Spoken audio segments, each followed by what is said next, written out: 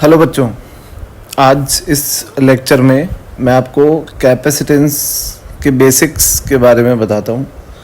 और आपको मैं बता दूँ सबसे पहले कि ये जो आपको पिक्चर दिख रही है इसमें वेरियस टाइप ऑफ कैपेसिटर्स हैं और आपने ये कई सर्किट्स में देखे भी होंगे।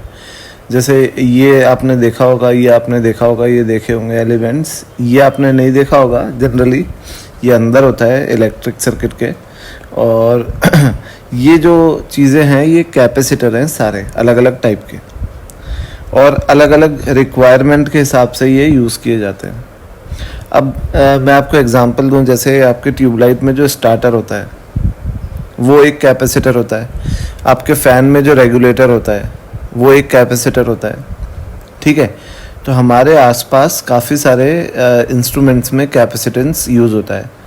जो आपके फ़ैन का रेगुलेटर है वो भी एक वेरिएबल कैपेसिटर है और फ़ैन का जो कंडेंसर होता है वो भी एक कैपेसिटर होता है। जो आप ऊपर देखते होगे कि फ़ैन का वो कैप हटा के निकालते हैं तो वो कंडेंसर होता है, वो भी कैपेसिटर होता है। और इनफैक्ट कैपेसिटर का ही दूसरा नाम कंडेंसर है। तो कैपेसिटर जो होता है वो एक डिवाइस होता है और कैपेसिटेंस एक प्रॉपर्टी होती है। तो हम कैपेसिटेंस की बात करते हैं, ऑब्वियसली कैपेसिटर तो एक डिवाइस है।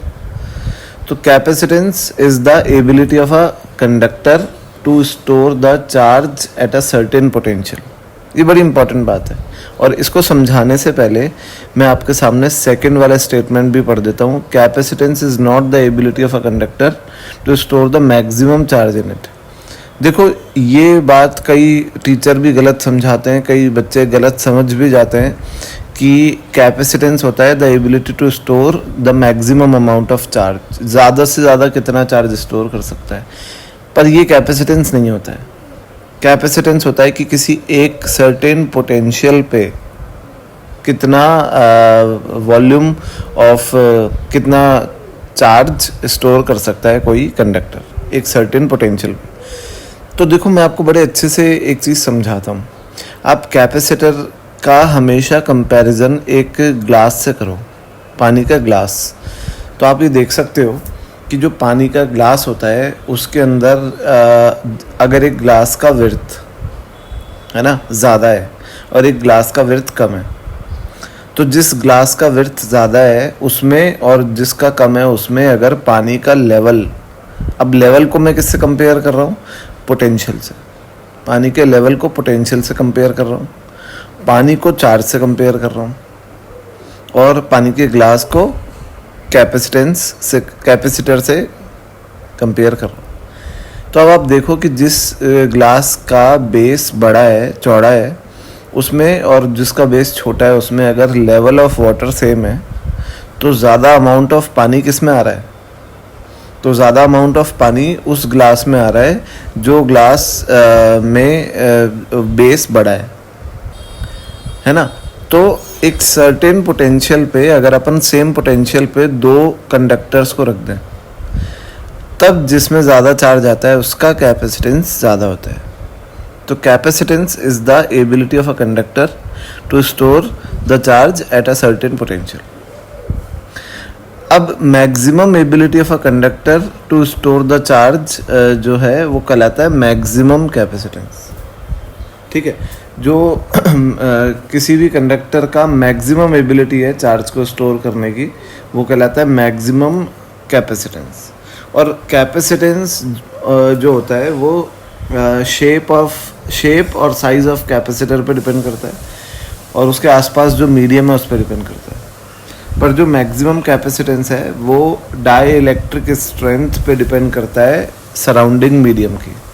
डाई इलेक्ट्रिक स्ट्रेंथ क्या होता है कि जो मीडियम पे अगर आप कोई इलेक्ट्रिक फील्ड लगाते हो तो वो कितनी इलेक्ट्रिक फील्ड पर ब्रेक डाउन हो जाएगा, उसको अपन डाइलेक्ट्रिक स्ट्रेंथ कहते हैं। यानी उसके डायपोल्स ब्रेक हो जाएंगे, वो इलेक्ट्रिक फील्ड डाइलेक्ट्रिक स्ट्रेंथ कहलाती है। ठीक है, अब मैं आपको ये बात समझाता हूँ। जैसे ये कंडक्टर है, आप देखो आर्बिटरी शेप का एक कंडक्टर है जिस पे चार्ज डिस्ट्रीब्यूटेड है, पॉजिटिव दिख रहा है। अब आप ये भी जानते हो कि जो सिग्मा होता है सरफेस चार्ज डेंसिटी, वो जो रेडियस ऑफ कर्वेचर है उसके इन्वर्सली प्रोपोर्शनल होता है 1/r के। ठीक है, सिग्मा। तो अब होगा क्या कि क्योंकि यहाँ पर जो रेडियस ऑफ कर्वेचर है वो छोटा है, तो यहाँ पर चार्ज जो है, चार्ज डेंसिटी ज़्यादा होगी, चार्ज डेंसली पैक्ड होगा। और क्योंकि यहाँ पे रेडियस ऑफ कर्वेचर बड़ा है ये फ्लैटर सरफेसेस पे, तो यहाँ पे चार्ज जो है दूर दूर होगा। ठीक है, तो जहाँ पे सिग्मा ज़्यादा होगा तो इलेक्ट्रिक फील्ड हम जानते हैं सिग्मा बाय 2 एप्सिलॉन नॉट होती है। तो इलेक्ट्रिक फील्ड सिग्मा पे डिपेंड करती है, और सिग्मा जहाँ पे ज़्यादा है वहाँ पे इलेक्ट्रिक फील्ड भी ज़्यादा होगी। तो यहाँ पे इलेक्ट्रिक फील्ड ज़्यादा होगी इस जगह पे, और इस जगह पे इलेक्ट्रिक फील्ड कम होगी। अब ये जो कंडक्टर है ये एक डाइलेक्ट्रिक मीडियम में रखा है ना, डाइलेक्ट्रिक मीडियम में प्लेस्ड है, और उस मीडियम के डायपोल्स ही हैं।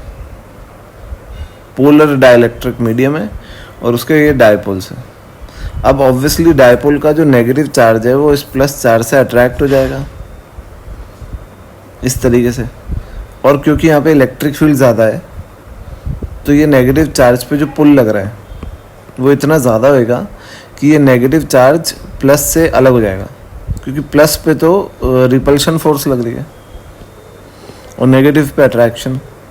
तो ये जो पॉजिटिव चार्ज है ना, ये जो कंडक्टर पे है, ये इस डायपोल को ब्रेक डाउन कर देगा, टूट जाएगा। ये दिख रहा है आपको, टूट गया। अब ये डायपोल टूट गया तो ये जो पॉजिटिव चार्ज हैं ये चले जाएंगे दूर, रिपेल हो रहे हैं। तो हम अच्छा, अब क्या होगा, ये नेगेटिव क्योंकि प्लस के ऊपर आ जाएगा तो ये न्यूट्रलाइज हो जाएगा। तो सिनेरियो ये बनेगा कि पहले तो ये प्लस इस बॉडी पे था, अब ये प्लस यहाँ से जा रहा है और ये प्लस और ये माइनस न्यूट्रलाइज हो गए। तो हमको ऐसा लगेगा कि बॉडी का प्लस चार्ज जो पहले था अब नहीं है, क्योंकि न्यूट्रलाइज हो गया, यही टूट के चला गया। समझे आप? तो इसको ऐसे प्रेजेंट किया जाता है कि ये प्लस चार्ज चला गया टूट के। हालांकि ये जो प्लस टूट के गया ये डाइलेक्ट्रिक मीडियम का है, और ये बॉडी का प्लस इस नेगेटिव से न्यूट्रलाइज हो गया। ठीक है, तो हम ये बोल सकते हैं कि ये जो चार्ज है बॉडी पे यहाँ पे होल्ड नहीं हो पाया, रुक नहीं पाया, है ना, तो ये चला गया दूर। अब वैसे ही यहाँ पे जो फ्लैटर सरफेसेस हैं, ये यहाँ पे क्योंकि इलेक्ट्रिक फील्ड इतनी ज़्यादा नहीं है तो ये चार्ज जो है ये होल्ड रहेगा यहाँ पर, पॉजिटिव नेगेटिव डायपोल टूटेंगे नहीं और चार्ज होल्ड रहेगा। यानी जो फ्लैटर सरफेसेस हैं उनका चार्ज को होल्ड करने की कैपेसिटी ज़्यादा होती है एज़ कम्पेयर टू जो शार्प एजेस हैं उनकी। शार्प एजेस पे चार्ज होल्ड नहीं हो पाता और फ्लैटर सरफेसेस पे होल्ड होता है। तो इसका मतलब ये है कि जो फ्लैटर सरफेसेस का कैपेसिटेंस है वो ज़्यादा होता है, मैक्सिमम कैपेसिटेंस, और शार्प एजेस का मैक्सिमम कैपेसिटेंस कम है। अब बेटा इसको मैक्सिमम कैपेसिटेंस क्यों बोल रहे हैं? क्योंकि या इसके बाद अगर और इलेक्ट्रिक फील्ड होगी तो डाइलेक्ट्रिक का ब्रेक डाउन हो जाएगा। क्लियर है? और अगर आपको मैक्सिमम कैपेसिटेंस कैलकुलेट करना हो, सी मैक्सिमम, तो सी मैक्सिमम होगा Q upon V break down, कि कोई भी एक given charge upon dielectric medium का ब्रेक डाउन पोटेंशियल। जैसे एग्जांपल दे दूं कि फॉर एयर के लिए जो V ब्रेक डाउन होता है वो होता है 3 × 10⁶। इतने वोल्टेज पे एयर के मॉलिक्यूल्स के डायपोल टूट जाते हैं। इसको हम बोलते हैं कोरोना डिस्चार्ज। मैं पहले भी ये बता चुका हूँ। ठीक है, अब आते हैं अपन कैपेसिटेंस की एक और बात पे, कि कैपेसिटेंस की एक और डेफिनेशन है कि it is defined as the amount of charge given to the capacitor to increase its potential by 1 volt.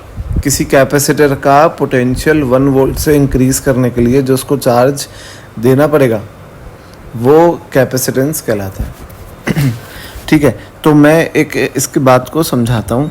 सबसे पहले हमने अभी कंपेयर किया था पानी के ग्लास को कैपेसिटर से, पानी को चार्ज से, और जो लेवल है पानी का उसको पोटेंशियल से। तो हम जैसे जैसे चार्ज भरते जाते हैं वैसे वैसे लेवल बढ़ता जाता है। तो हम बोल सकते हैं कि V यानी पानी का level is proportional to Q।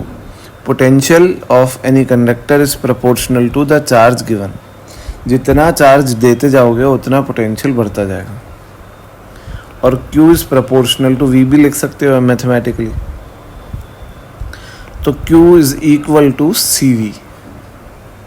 यहाँ पे C एक कांस्टेंट ऑफ प्रोपोर्शनैलिटी है, कहलाता है कैपेसिटेंस। ठीक है, C जो होता है उसकी यूनिट हो जाएगी Q अपॉन V, यानी C जो हो जाएगा वो हो जाएगा कूलम पर वोल्ट, जिसको माइकल फैराडे के नाम पे फैराड भी बोला गया। ठीक है, और एक इसको भी बताऊंगा कि 1 फैराड बहुत बड़ी यूनिट होती है, खैर ये आगे बताऊंगा मैं आपको, पर ये farad is the unit of capacitance. अब जो है इफ़ जैसे Q बराबर क्या होता है CV, तो if V is equal to 1 volt then Q is equal to C। तो ये यहाँ से डेफिनेशन निकल के आती है कि capacitance is defined as the amount of charge given to the capacitor to increase its potential by 1 volt. ठीक है बच्चों, तो आप इस डेरिवेशन से इस तरीके से आप कैपेसिटेंस की यूनिट वो भी निकाल सकते हो, डायमेंशंस। और डायमेंशंस काफ़ी इम्पोर्टेंट हैं, आप देख सकते हो उसको निकाल करके। ठीक है, अब आज इस वीडियो में यही बेसिक्स बता रहा हूँ, अगले वीडियो में मैं कैपेसिटेंस की और इम्पोर्टेंट टॉपिक्स लेके आऊँगा। Thank you.